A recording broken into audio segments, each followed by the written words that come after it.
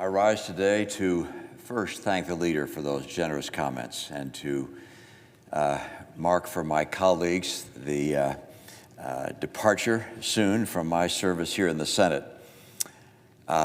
During my life, I have rarely been truly alone, maybe taking tests at school or running cross country or on my uncle's tractor cultivating corn. But I'm impressed with people who've achieved great things largely on their own. Washington commanding the Continental Army, Lincoln guiding the Civil War, Emerson in his laboratory, Edison rather in his laboratory. Not me.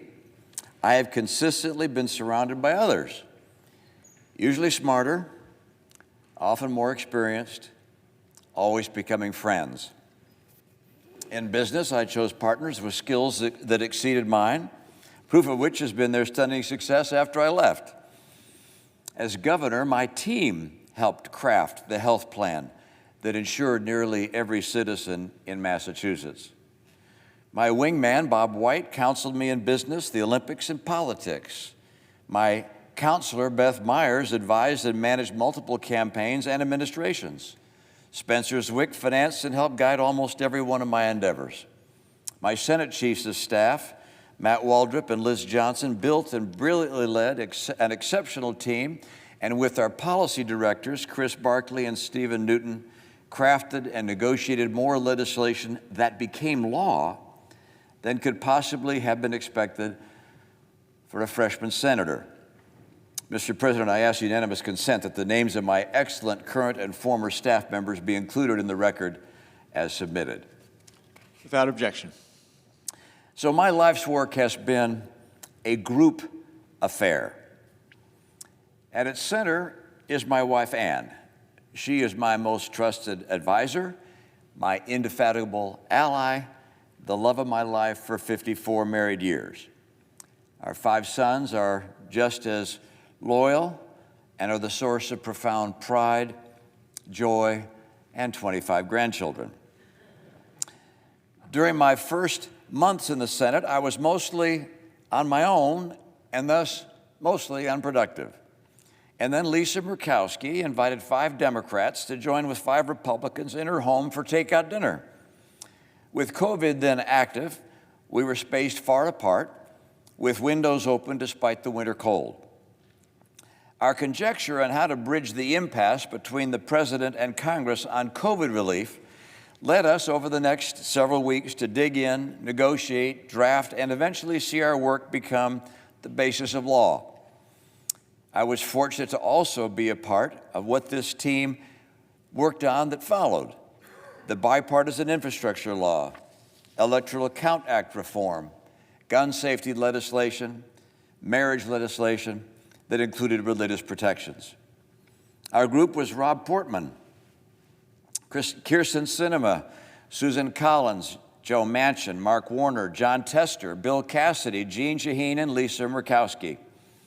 We'd each come to Washington to enact law that would help people, and that's just what we did.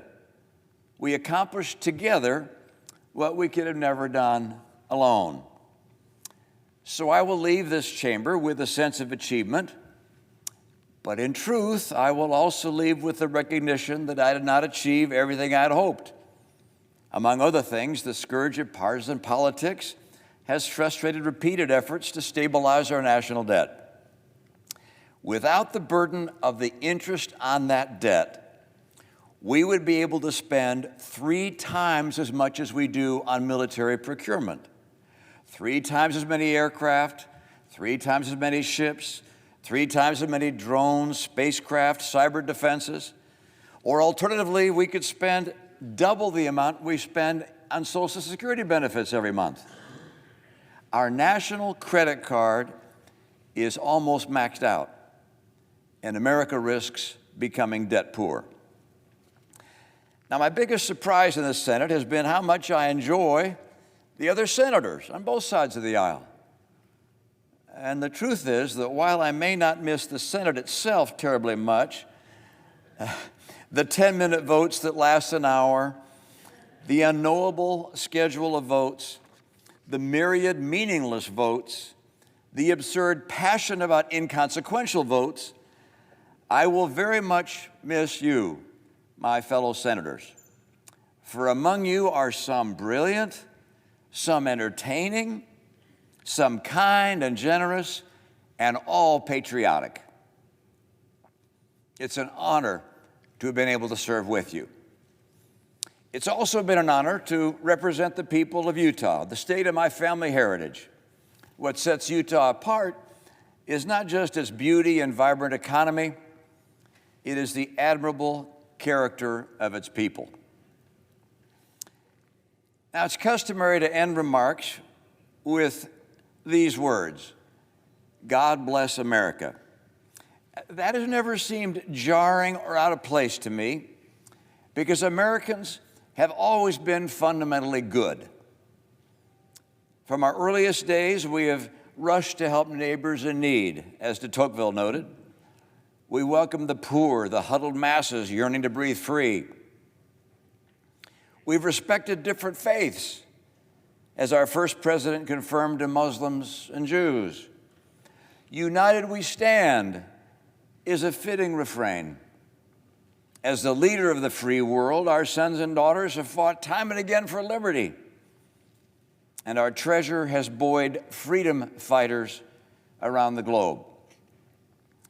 Like all people, we've made mistakes, some grievous, but often our mistakes have come from misguided understanding. God has blessed America because America is good. There are some today who would tear at our unity, who would replace love with hate, who deride our foundation of virtue, or who debase the values upon which the blessings of heaven depend. Now, I've been in public service for 25 years.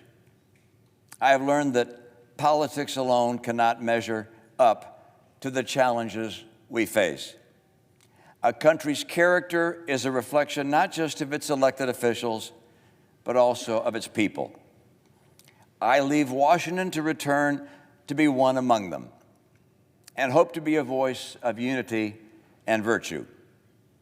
For it is only if the American people merit his benevolence that God will continue to bless America. May he do so, is my prayer.